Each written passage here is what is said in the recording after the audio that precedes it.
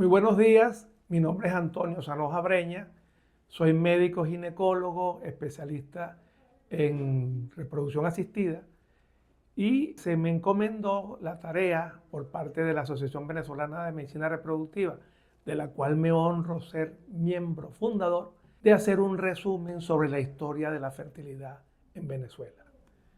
Es importante conocer la historia de todos estos procesos y de toda la evolución que ha tenido esta disciplina médica de la cual nosotros nos ocupamos en la actualidad. En los años 50, el doctor Carlos Noel creó la primera consulta de esterilidad en la maternidad Concepción Palacio, la cual más adelante se transformó en la consulta de la pareja infértil. En 1957, en la Cruz Roja, en el Hospital Carlos Bello, se reorganiza el servicio de ginecología, añadiéndose la esterilidad matrimonial, cuyo jefe fue el doctor Víctor Benaín Pinto.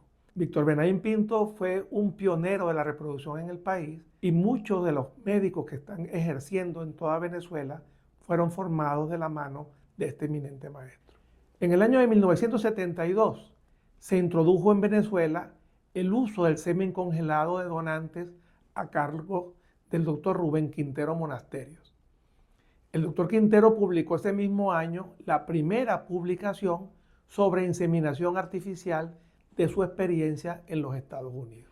En 1974, el doctor Juan Haller, pionero de la reproducción asistida en Venezuela, crea la primera unidad de reproducción humana. Se crea el primer banco de semen y asimismo ocurren las primeras experiencias en técnicas de microcirugía de infertilidad por parte del doctor Haller.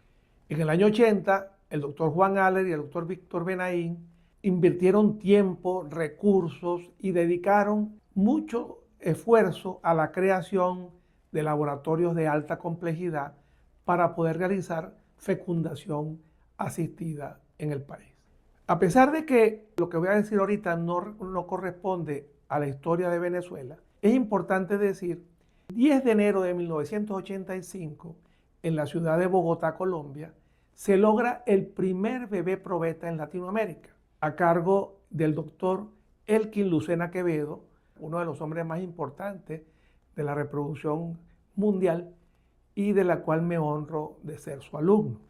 Las primeras experiencias con las aspiraciones de óvulos a cargo del doctor Juan Haller y su equipo, en 1986 se obtiene el primer nacimiento mediante fertilización in vitro en Venezuela. Nace Coromoto Josefina en Caracas el 24 de febrero. Ya en el año 85 en Colombia había nacido Diana Carolina en la clínica Secolfes de Bogotá. El primer nacimiento con la técnica de la transferencia de gametos intratubáricos lo logra el doctor Juan Haller en 1987. Esta técnica de reproducción inició en los años 70 en Houston. Consiste en traer óvulos del ovario, mediante una laparoscopia, colocar esos óvulos con espermatozoides para que se logre la fecundación dentro de la trompa, que es el sitio normal cuando se logra el embarazo. En 1991, el doctor Jorge Lerner Viver, junto a su equipo de especialistas, logra el primer nacimiento con un embrión congelado y el primer bebé de fertilización in vitro a partir de un óvulo donado. En 1997, el doctor Alexis Trías logra el primer nacimiento en Venezuela mediante la técnica de la inyección intracitoplasmática de espermatozoides, técnica que revoluciona al mundo, sobre todo el factor masculino, ya que hasta ese tiempo era necesario una cantidad de espermatozoides límites para lograr la fertilización en el laboratorio.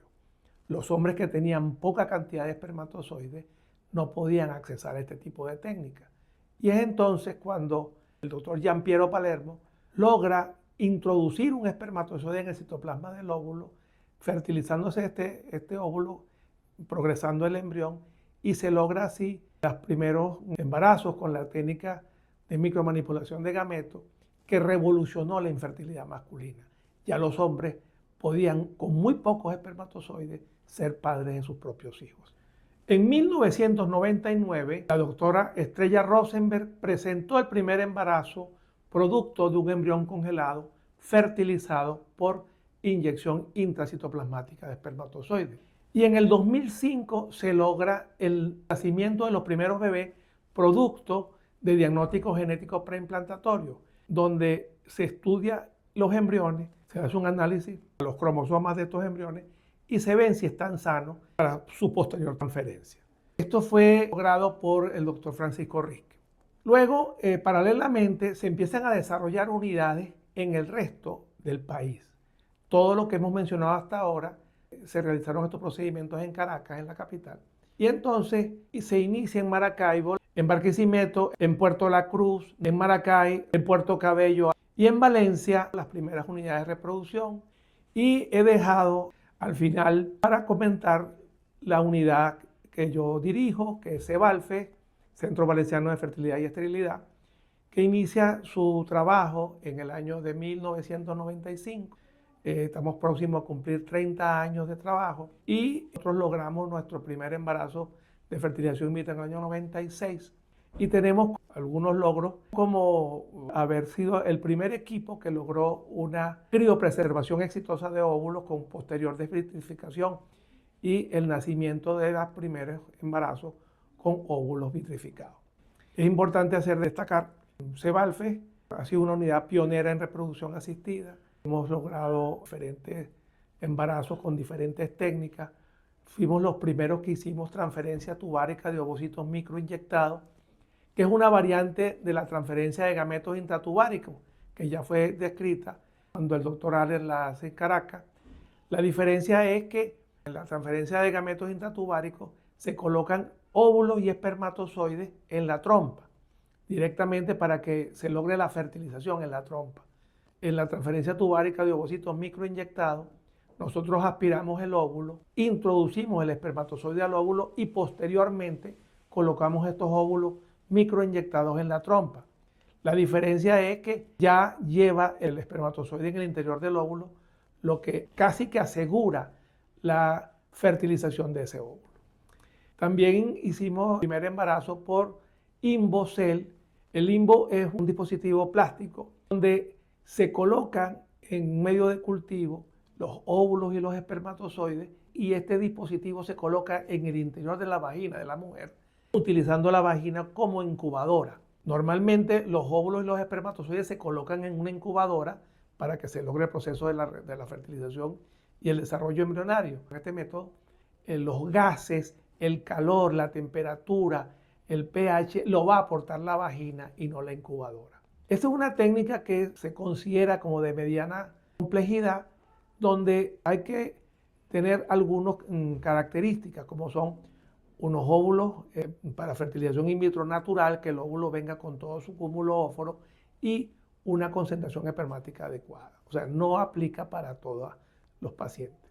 También fuimos pioneros en la doble transferencia embrionaria consecutiva, día 3, día 5, donde transferimos embriones el día 3 de 72 horas y hacemos una segunda transferencia con embriones de 120 horas que se conocen como blastocistos, lo que mejora bastante las tasas de embarazo.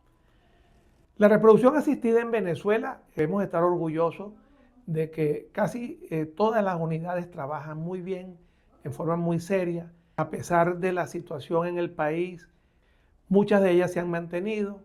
Esperemos que con una mejora de la situación económica podamos mejorar en tecnología y podamos ofrecer una medicina del mismo nivel que se ofrece a nivel internacional.